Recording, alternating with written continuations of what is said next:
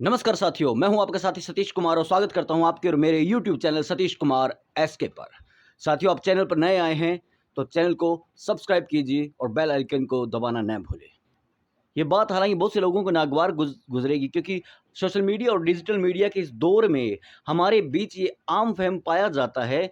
हम ये सोचने लग जाते हैं कि जिसके जितने ज़्यादा फॉलोवर है वो उतना ज़्यादा बुद्धिमान होगा, उतना ज़्यादा उसके पास ज्ञान होगा, उतना ज़्यादा वो लोक पक्षधर होगा, जन पक्षधर हो गया, डेमोक्रेटिक होगा। लेकिन ऐसा नहीं होता है। ये कंटेंट का ज़माना है, ये कंटेंट का युग है।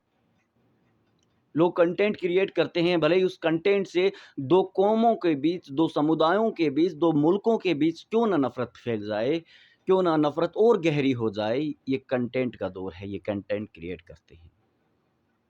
अगर किसी के 1 लाख, 2 लाख, 5 लाख, 10 लाख, 50 लाख या 1 बिलियन या 2 बिलियन या 3 या 400 करोड़ किसी के फॉलोअर्स हो या 50 करोड़ किसी के फॉलोअर्स हो, इसका मतलब ये नहीं है कि उस शख्स के पास हो, मनुष्यता से भरी हुई सोच हो। ऐसा नहीं होता है। मैं ये भी जानता हूँ कि आज मैं जिस शख्स पर बात करने जा रहा हूँ, आप में से अधिकांश लोग उसे पसंद करते हैं। वो शख्स कोई और नहीं है, मेजर गौरव आर्य है, जो इंडियन आर्मी से रिटायर्ड हुए हैं और उसके बाद में वो कॉर्पोरेट जगत में भी काम करते रहे हैं और अभी यूट्यूब पर सक्रिय हैं। मैं उन पे बात क्यों करना चाह रहा हूँ और क्यों करने जा रहा हूँ, ये पहले बता दूँ।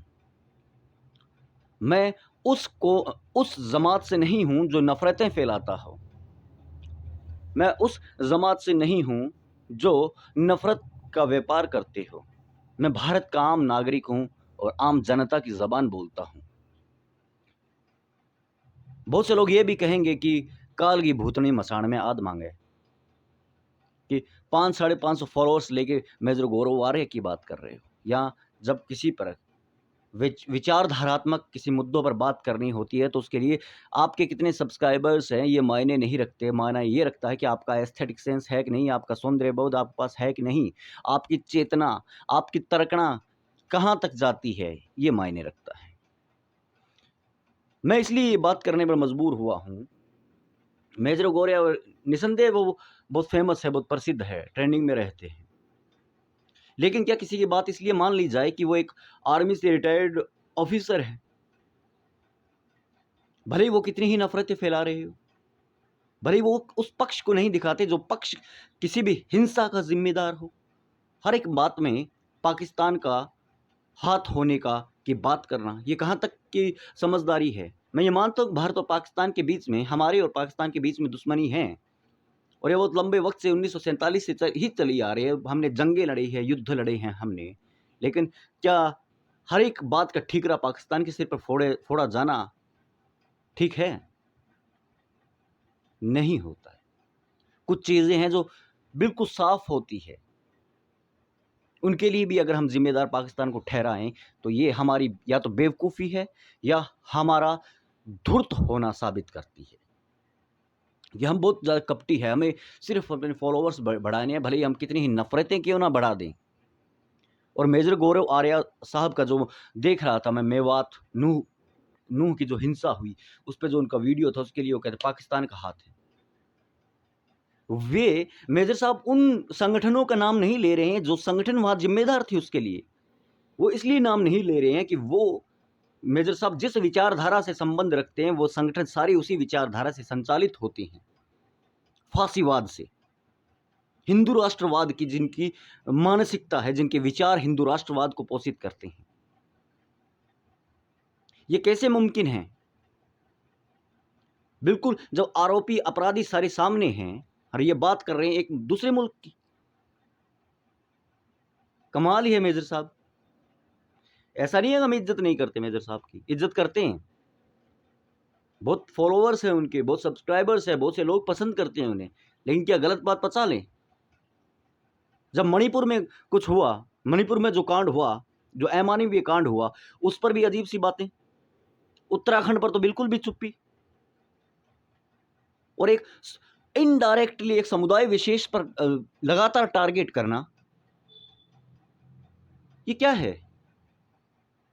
डायरेक्टली क्यों नहीं कह देते कि आप भी उसी रास्ते पर चले जा रहे हैं जो रास्ता इस मुल्क को तबाह बर्बाद करना चाहता है, वो फांसीवाद का रास्ता।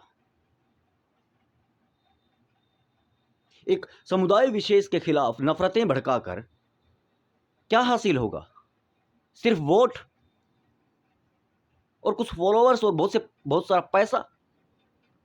भारत का एक आम नागरिक होने के नाते हम सबका ये कर्तव्य बनता है, भले वो किसी भी मजहब, किसी भी कास्ट, किसी भी नस्ल से संबंधित हो, किसी भी भाषा को बोलता हो, हमारा दायित्व तो बनता है कि हम ऐसे लोगों की मुखालिफत करें जो लोग नफरत का व्यापार करते हैं सिर्फ अपना स्टारडम बनाने के लिए। बहुत सी चीज़ें हैं, बहुत सी उनके वीडियोस कटिंग मैंने काट के रख रखी है जिनमें ये साबित होता है कि मेजर साहब का जो रास्ता है वो वाकई में नफरत को फैलाने वाला रास्ता है। वो बहुत सारी जगह वो चुप रहते हैं।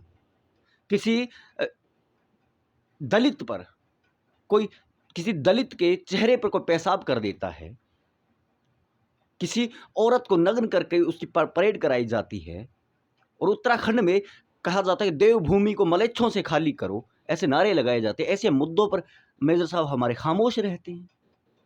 अब नूह पर बोले, मेवात पर बोले भी तो क्या बोले कि इस पे हाथ पाकिस्तान का है। ये नहीं बोले कि इस पे हाथ बजरंग दल का है।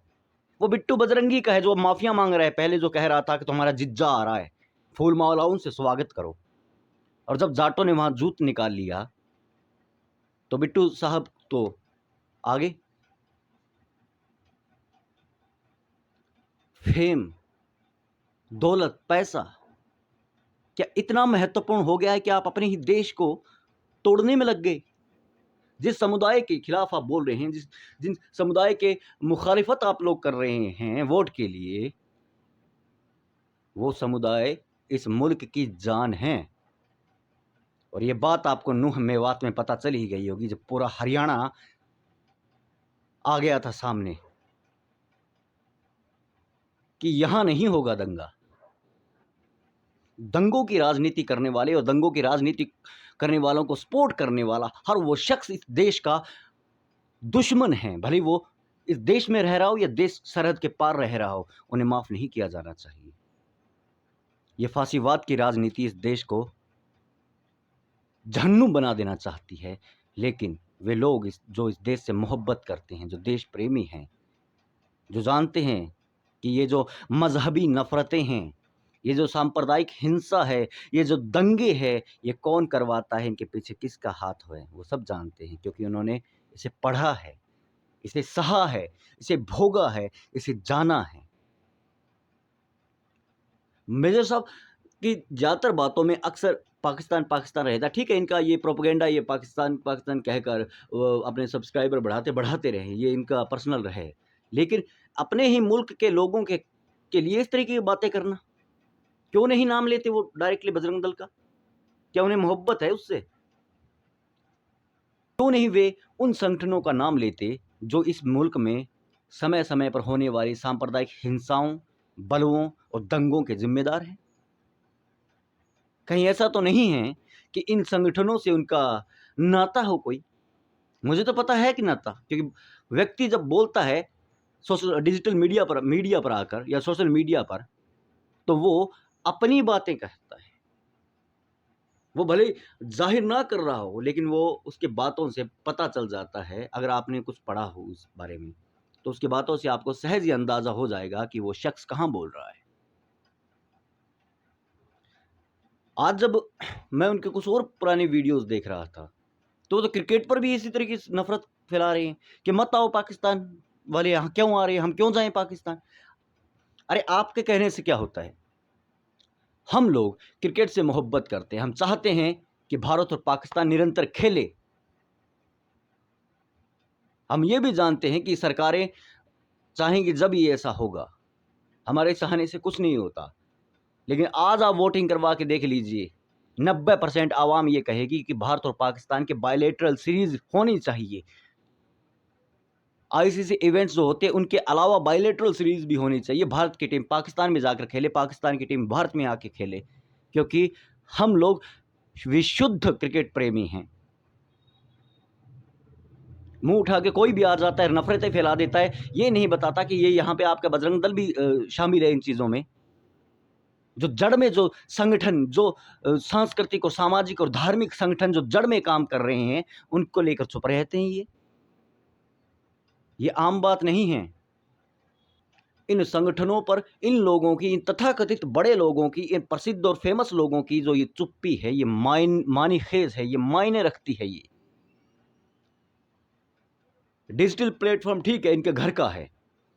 कोई भी व्यक्ति आके कैसा भी कंटेंट बनाए वो चलेगा, उसको कोई रोकने वाला नहीं, कोई टोकने वाला नहीं, वो जैसे मर्जी चाहे नफरत फैलाए।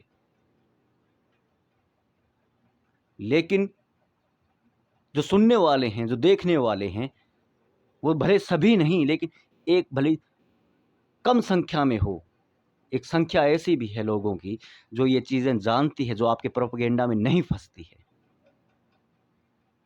जो ये जानती है कि आप लोग नफरत फैलाकर अपना सिट्टा सेक रहे हो।